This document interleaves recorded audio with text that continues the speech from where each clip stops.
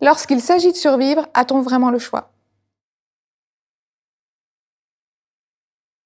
Celle qui parle raconte l'histoire de la Malinche, qui a été une interprète et conseillère politique des Espagnols pendant la conquête du Mexique au XVIe siècle.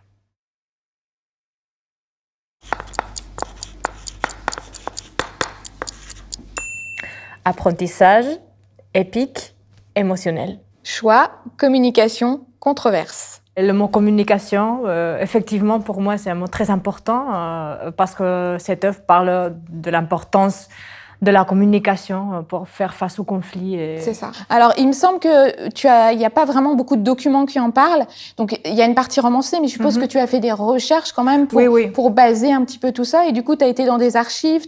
Comment tu as trouvé un petit peu des éléments? Bon, déjà, c'était pendant la pandémie, donc je ne pouvais pas vraiment aller au Mexique, par exemple, ce que j'aurais vraiment voulu faire. Mais ça a dû attendre à la fin de la BD. Et alors, je me suis renseignée surtout avec des livres sur Internet, avec des magazines, avec des documentaires. J'ai beaucoup lu, beaucoup lu. Dès qu'on a eu le droit de sortir, je suis allée au musée d'Amérique de Madrid. Il n'y avait personne, il n'y avait que moi avec la masque et tout. C'était tout au début de la pandémie.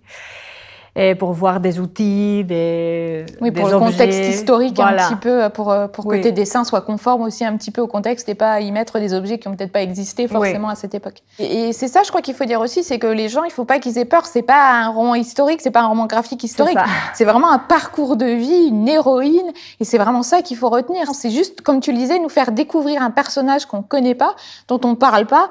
Après, de toute façon, personne de cette époque n'est encore là pour dire réellement ce qui s'est passé. Donc quelque part, c'est aussi à nous de, tu vois, un petit peu de se dire, bon, ok, oui, elle a fait des choix qui ont eu des impacts certainement pour ces peuples là-haut, mais finalement, voilà, c'est vraiment le personnage et cette héroïne. Et puis c'est bien de mettre une femme, une femme en valeur. Ce roman graphique, je l'ai aimé et je suis sûre que vous l'aimerez parce que vous allez retrouver l'histoire d'héroïnes, de femmes qui sont en avant et qui se sont battues pour s'en sortir.